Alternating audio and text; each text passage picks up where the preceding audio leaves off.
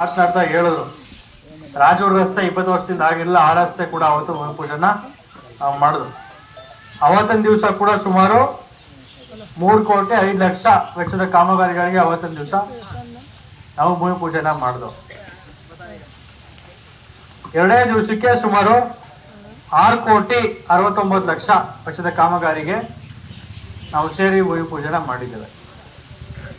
ಈಗ ನೀವೇ ಉತ್ತರ ಹೇಳ್ಬೇಕು, ಕಾಂಗ್ರೆಸ್ ಸರ್ಕಾರದ ಹತ್ರ ಅಭಿವೃದ್ಧಿ ಕಾರ್ಯಗಳಿಗೆ ದುಡ್ಡು ಇದೆಯೋ ಇಲ್ವೋ ಅಂತ ನೀವೇ ಉತ್ತರ ಹೇಳ್ಬೇಕು. ಇದೆ ಇಲ್ವೋ? ಇದೆ.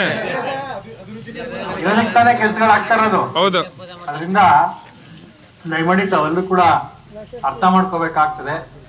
ನಮ್ಮ ಕ್ಷೇತ್ರದಲ್ಲಿ ನಿರಂತರವಾಗಿ ಅಭಿವೃದ್ಧಿ ಕೆಲಸ ಕಾರ್ಯಗಳು ಸಾಗ್ತಾ ಇದೆ.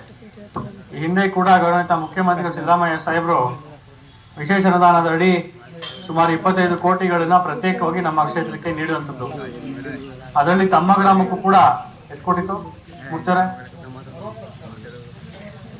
ರಸ್ತೆ 50 ಲಕ್ಷ ರೂಪಾಯಿ ವೆಚ್ಚಕ್ಕೆ ರಸ್ತೆ, ಸಿಸಿ ರಸ್ತೆ ಮತ್ತೆ ಡ್ರೈನ್ ಕಾಮಗಾರಿಯಲ್ಲಿ